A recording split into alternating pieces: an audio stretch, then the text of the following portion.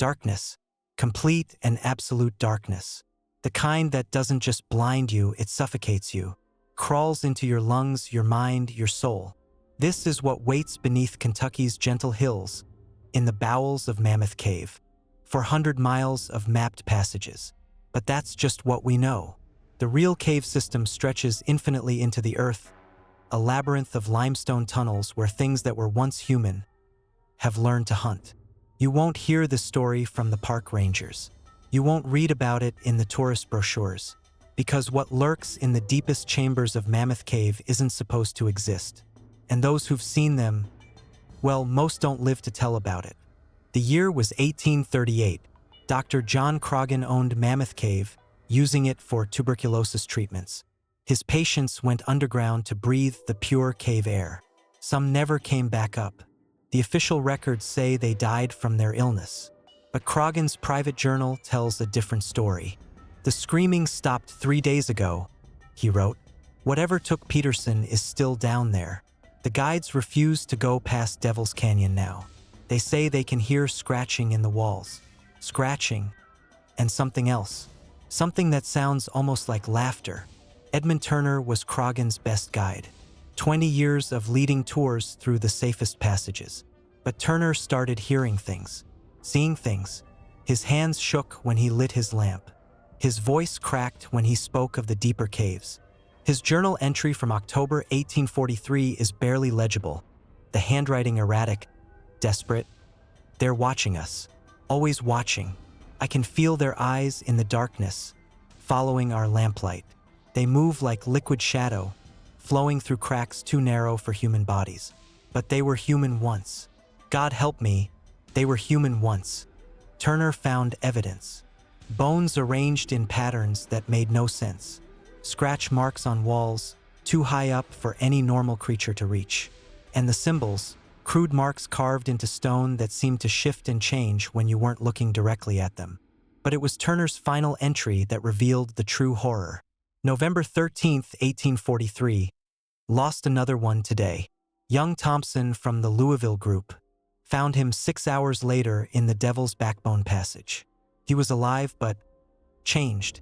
His fingernails were worn to bloody stumps from scratching at stone. His pupils were completely dilated, black as the cave itself. And he kept whispering the same thing over and over. "They showed me the way deeper. They want me to come back." Thompson never spoke coherently again. The town doctor said it was shock from being lost in the cave. But Turner knew better. He'd seen Thompson's fingernails. They weren't worn from scratching at walls. They were sharpened, filed to points like claws. Turner disappeared into the cave on November 20th, 1843. His body was never found. But sometimes, even today, tour guides report hearing his voice echoing from unexplored passages, calling out warnings that no one wants to hear. The Civil War brought new horrors to Mammoth Cave. The limestone formations were mined for saltpeter to make gunpowder. Workers descended deeper than anyone had gone before. They found chambers that shouldn't exist, ancient bones that weren't quite human, and they found evidence that someone or something had been living in those depths for a very long time. Confederate soldier Marcus Webb wrote to his wife in 1862, "We're not alone down here. The mining work has disturbed something that should have stayed buried." Yesterday, Henderson's lamp went out in the lower tunnel. We heard him scream once, then nothing. When we found him, he was curled in a ball, catatonic. His hair had gone completely white, and carved into the wall beside him were symbols we'd never seen before. Symbols that seemed to pulse with their own dark light. 7 workers vanished during the mining operation. The official reports blamed cave-ins and accidents, but the survivors told a different story.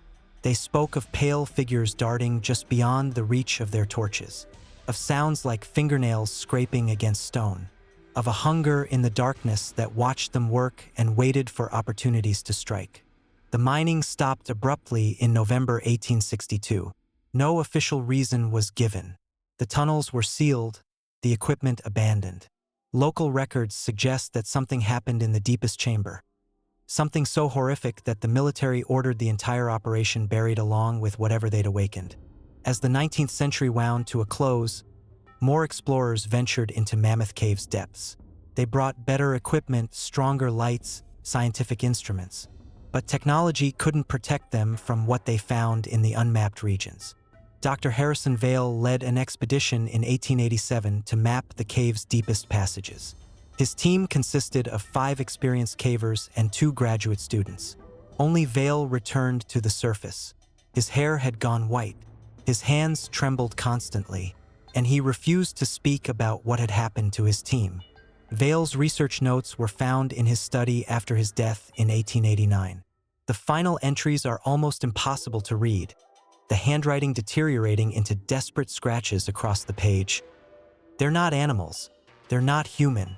They're something in between, something that evolution forgot. They have our intelligence, but none of our mercy. They know we're coming before we enter their domain. And they're always hungry. The notes describe creatures with elongated limbs, paper-white skin, and eyes adapted to absolute darkness. They move on all 4s through passages too small for normal humans, their joints articulating in ways that shouldn't be possible. Their faces retain human features, but stretched and distorted like reflections in a funhouse mirror. Most terrifying of all, Vail's notes suggest that the creatures were once human explorers, transformed over time by their isolation in the caves.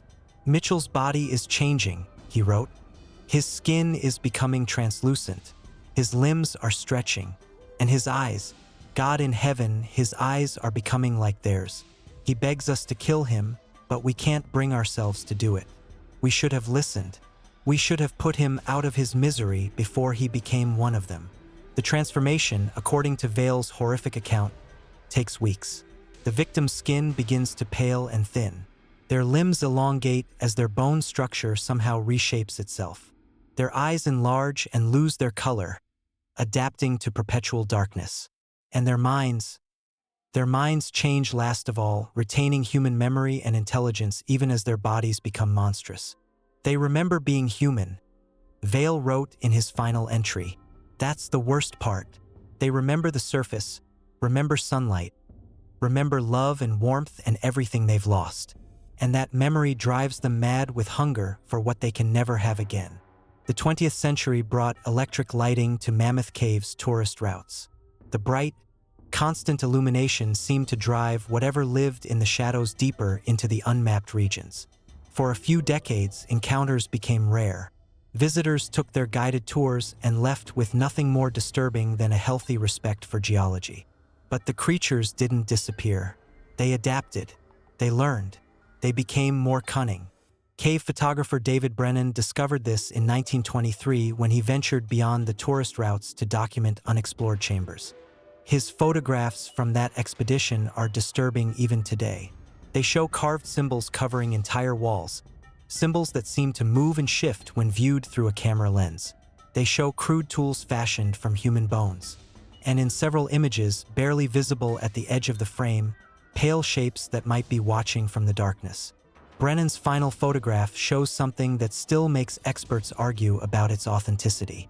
A humanoid figure crouched in a narrow passage, its limbs twisted into an impossible configuration, its face turned toward the camera. The eyes are completely white, reflecting the flash like an animal's, but the expression is unmistakably human. A mixture of curiosity, hunger, and ancient sadness. Brennan never returned to Mammoth Cave. He destroyed most of his negatives from that expedition and refused to discuss what he'd seen. But before his death in 1967, he left a single note for researchers. They're not gone. They're just wading deeper, and they're learning about us while we pretend they don't exist. The Great Depression brought fewer visitors to Mammoth Cave, but it also brought more desperate people. Homeless families sometimes sought shelter in the cave's entrance chambers during harsh winters. Some were found dead from hypothermia. Others simply vanished, leaving behind only shredded clothing and scratch marks on the cave walls. Park Ranger Thomas McKinney kept unofficial records of these disappearances between 1932 and 1938. His files, discovered decades later, document 17 cases of missing persons whose disappearances couldn't be explained by natural causes. In each case, the victims were found or their remains were found, In parts of the cave they couldn't have reached without expert climbing equipment.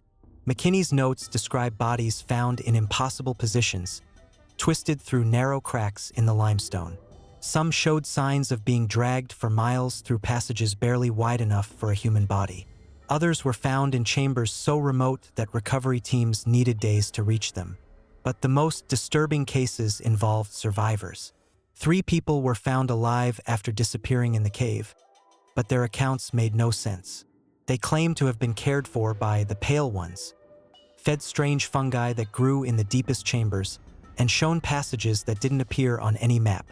All 3 survivors suffered from permanent damage to their vision, unable to tolerate even dim light. They also displayed behavioral changes, preferring small, enclosed spaces to open areas, showing unusual sensitivity to sound and vibration, and demonstrating an uncanny ability to navigate in complete darkness. They wanted us to stay, one survivor told McKinney. They said the surface world was dying, that the deep places were the only future. They showed us things down there, cities carved from living rock, gardens of luminescent fungi, pools of water so pure they glowed with their own light. And they showed us their children. God help me. They showed us what human children look like after generations in the dark. World War II brought military personnel to Mammoth Cave for classified experiments. The government was interested in the cave's acoustic properties for submarine warfare research. But the project was abandoned after only 6 months, and the records were sealed for 50 years. When the documents were finally declassified in the 1990s, they revealed something far more sinister than acoustic research. The military had been investigating reports of subterranean hostiles and indigenous cave dwellers that posed potential security threats. Colonel James Morrison's final report, dated November 1943, states, "Recommend immediate cessation of all underground operations at this location. Enemy contact has resulted in loss of 7 personnel. Hostile entities demonstrate advanced knowledge of cave system, coordinated tactical behavior, and apparent immunity to standard weaponry. Suggest classification as non-human intelligence pending further study." The attached incident reports describe attacks by groups of pale humanoid creatures that struck without warning and disappeared into passages too small for pursuit. The creatures showed no fear of gunfire, apparently understanding that muzzle flashes would blind the soldiers in the cave environment. Instead, they would attack immediately after shots were fired, when the personnel were night-blind and confused. "They hunt like a pack," wrote Sergeant William Hayes in his debriefing report. "But they think like humans. They set traps, create diversions, separate us from the group.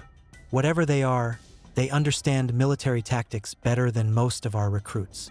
The military presence ended abruptly after what the reports call the Thanksgiving incident. 11 soldiers vanished during a routine patrol in the cave's lower levels. A search team found evidence of a massive struggle, expended ammunition, bloodstains, and drag marks leading into unmapped passages. But they also found something else: military equipment that had been carefully arranged in ritualistic patterns, along with symbols carved into the cave walls that seemed to tell a story. The symbols, according to military cryptographers, appeared to be a warning: stay out of the deep places or share the fate of those who came before. The 1950s brought new scientific expeditions to Mammoth Cave, led by researchers who dismissed the military reports as wartime hysteria. Dr. Elizabeth Marsh organized the most comprehensive exploration effort to date, with teams of biologists, geologists, and archaeologists working to map and study the cave's deepest regions. Marsh's expedition lasted 3 months. Of the 12 researchers who went underground, only 4 returned to the surface. Marsh herself was found weeks later in a chamber 2 miles from base camp, catatonic and suffering from severe malnutrition. Her research notes provide a horrifying account of systematic predation by creatures she could only describe as humanity's shadow. Day 12. They're following us now. We can hear them moving in parallel passages, matching our pace. Sometimes we catch glimpses of them in our peripheral vision, pale shapes that move too quickly to focus on. Dr. Patterson thinks they're some kind of unknown primate, but I'm beginning to suspect something worse. Day 18. Found Richardson's equipment in a chamber we mapped yesterday. No sign of Richardson himself. His headlamp was still functioning, but it had been placed carefully on a rock formation like an offering. The walls around it were covered in fresh scratches. Not random, organized. They're trying to communicate. Day 23. They took Kowalski last night while he was on watch. We found his sleeping bag torn open, but there was no struggle. It's like he went willingly. Campbell thinks he heard Kowalski talking to someone just before midnight, but when he went to investigate, the campsite was empty. Marcia's final entries become increasingly incoherent as her team disappeared one by one. She describes finding evidence of her missing colleagues in the deepest chambers. Personal items arranged in patterns, clothing torn into strips and woven into strange tapestries, and always those symbols carved into the stone. Day 31. I understand now. They're not killing us. They're changing us. Henderson came back last night, but it wasn't Henderson anymore. His skin was white as bone. His eyes had gone completely black, and he moved through the darkness like he was born to it. He tried to convince me to follow him deeper, said the surface world had nothing left for people like us, said we belonged in the dark with our own kind. Day 35. I can feel it starting in myself. The hunger for darkness. The pain when I look at my lamplight. My skin is beginning to feel too tight, like it needs to shed and grow back thinner. I'm leaving this record and returning to the surface while I still can. Pray for us. Pray for what we've become. Marsh was hospitalized for months after her rescue. She never spoke publicly about her experience in the cave, but she did leave behind one final note. They're not monsters. They're us. They're what we become when we stay too long in the dark. The 1960s counterculture movement brought a new type of explorer to Mammoth Cave. Young adventurers, often under the influence of psychedelic drugs, sought spiritual experiences in the cave's depths. Most found only darkness and stone. Some found much more than they bargained for. The case of the Berkeley Six became legendary among cave rescue teams. 6 college students from California entered Mammoth Cave in September 1967 for what they called a consciousness expansion expedition. They carried minimal equipment but plenty of LSD, planning to experience the cave's darkness while under the influence of hallucinogens. Only 2 members of the group emerged from the cave, both in severe psychological distress. Their accounts of what happened to their friends were initially dismissed as drug-induced hallucinations. But the physical evidence suggested something far more disturbing. They came out of the walls, survivor Jennifer Walsh told police. At first we thought it was the LSD, but then Mark started screaming. They were real, pale as death and moving like spiders. They didn't attack us exactly. They just selected us, pointed at Tom and Lisa and beckoned them to follow. And they did follow like they were hypnotized. The remaining members of the group, Walsh, her boyfriend Dave, and 2 others, tried to find their missing friends. They followed strange sounds deeper into the cave until they reached chambers that didn't match any known maps. What they found there, according to Walsh, defied explanation. It was like an underground city, she said, carved passages everywhere, with crude furniture made from stone and bone. And there were people living there, dozens of them, but they weren't people anymore. They were white and thin and they moved wrong. And some of them still wore pieces of clothing from the surface. Old-fashioned clothes, like they'd been down there for decades. Walsh's boyfriend Dave never spoke about the experience. He was found in a psychiatric hospital in 1972, having spent 5 years in a catatonic state. When he finally began to communicate again, he would only say that he had seen the future of humanity and that the darkness was coming for everyone eventually. The 2 other survivors, Mike Chun and Sarah Rodriguez, disappeared shortly after giving their statements to police. Their families never saw them again, but cave rescue teams occasionally reported finding evidence of human presence in the deepest, most dangerous passages of the cave system. Cave rescue operations throughout the 1970s and 1980s revealed a disturbing pattern. Experienced cavers who became lost or injured in the cave's remote regions were sometimes found in impossible locations, showing signs of having been moved by something intelligent. Some were found alive but changed, displaying the same symptoms that had been reported for over a century: light sensitivity, behavioral changes, and an overwhelming desire to return to the darkness. Captain Robert Mills of the Kentucky Cave Rescue Team documented dozens of these cases. His reports describe finding victims in chambers that would have required technical climbing equipment to reach, often with their injuries treated using crude but effective methods. Food was sometimes left near injured cavers, strange fungi that grew only in the deepest parts of the cave system, but which proved to be highly nutritious when analyzed. Someone down there is helping injured cavers, Mills concluded in his final report before retiring. Someone who knows the cave system better than any human explorer. The question is what they want in return. The answer to Mills' question may have come in the form of the Blackwater incident of 1985. A group of 8 experienced technical cavers were exploring an unmapped region when they discovered a vast chamber filled with what appeared to be cave art. The paintings covered every surface of the chamber, walls, ceiling, even the floor where it could be reached. But these weren't primitive stick figures or animal drawings. The art was sophisticated, detailed, and deeply disturbing. It depicted the transformation of human figures into something else, showing the stages of change from surface dweller to cave dweller. The final images showed the transformed creatures living in underground cities, tending gardens of bioluminescent fungi, and caring for pale, eyeless children. The team's leader, Dr. Patricia Valdez, photographed the entire chamber before the expedition was forced to evacuate due to equipment failures. But when the film was developed, something was wrong with the images. The cave art seemed to move between frames, showing different scenes as if the pictures were alive. It's like they were documenting their own evolution, Valdez said in her report. But the scary part is that the newest paintings show surface dwellers entering their domain. They're recording us, they're studying us, and based on these images, they have plans for us. 3 members of Valdez's team returned to the cave 1 week after the initial expedition. They were never seen again. Search teams found no trace of them, but new paintings appeared on the walls of the art chamber, depictions of 3 figures with the faces of the missing cavers, but with the elongated limbs and pale skin of the cave dwellers. The modern era of cave exploration brought sophisticated equipment and GPS tracking systems to Mammoth Cave. Researchers could now explore deeper and more safely than ever before. But the technology also revealed something chilling.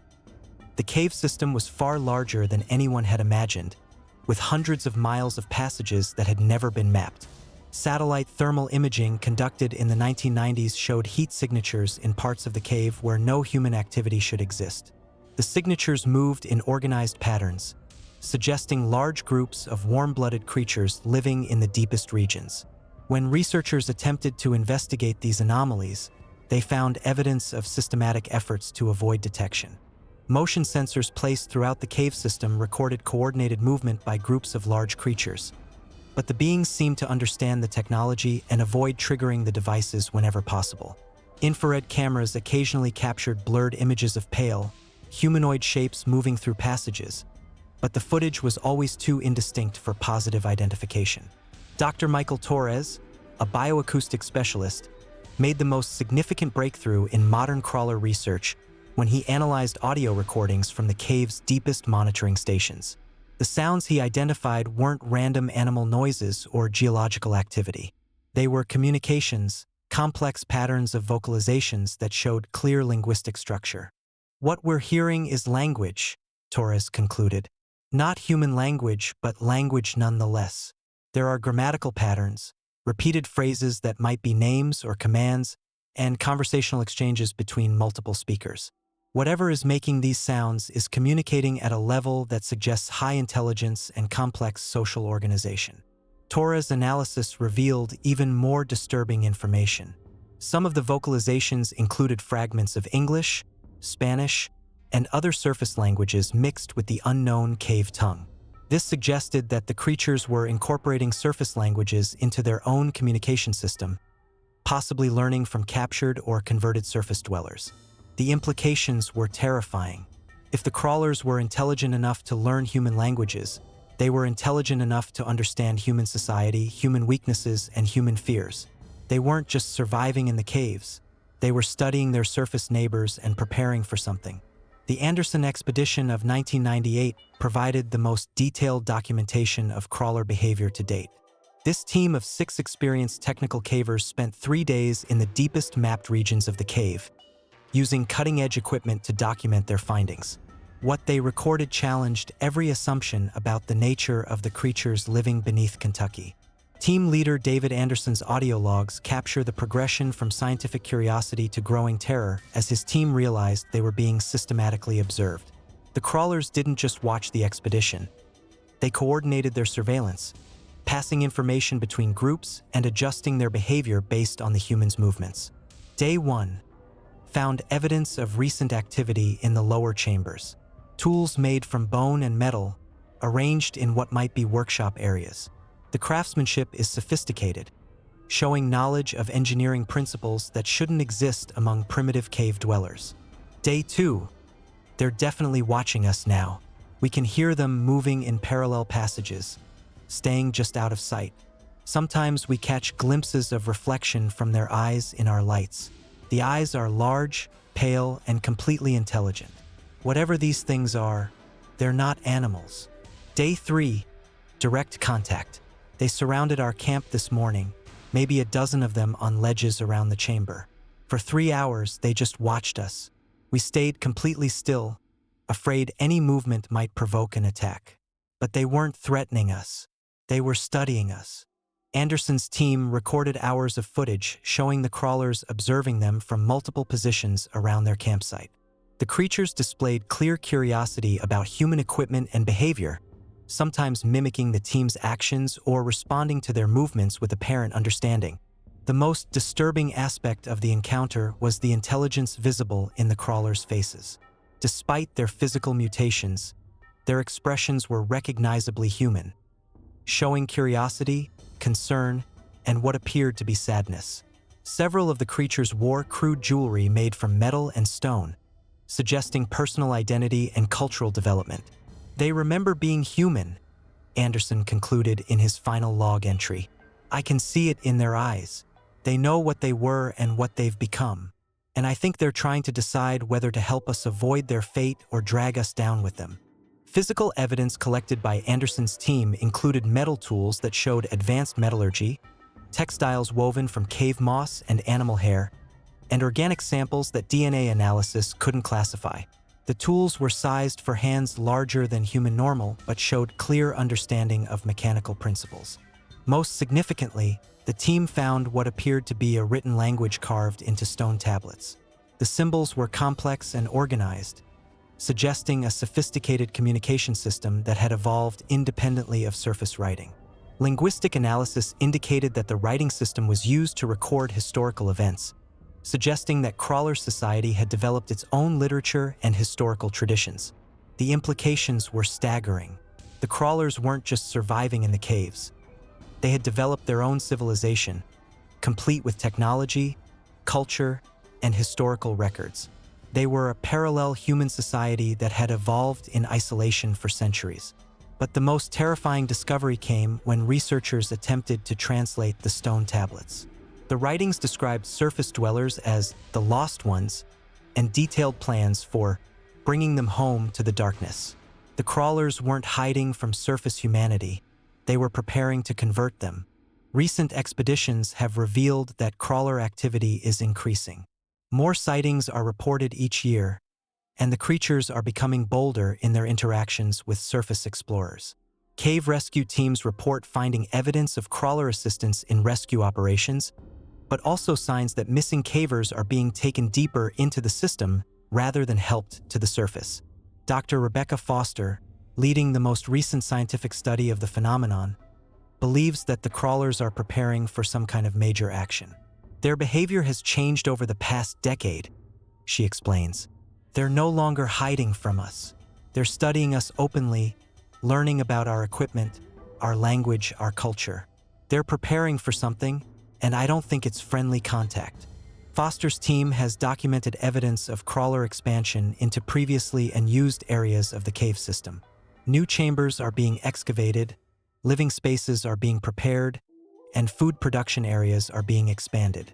The creatures appear to be preparing to house a much larger population than currently exists. Most disturbing are the recent reports of crawlers appearing near the cave's tourist entrances. Park rangers have found evidence of the creatures observing tour groups from concealed positions, apparently studying surface human behavior in their natural groups. The crawlers seem particularly interested in families with children. They're learning about us, Foster concludes, and based on their history, their mythology, and their current behavior, I believe they're preparing to expand their population by converting surface dwellers. The question isn't whether they'll act, but when.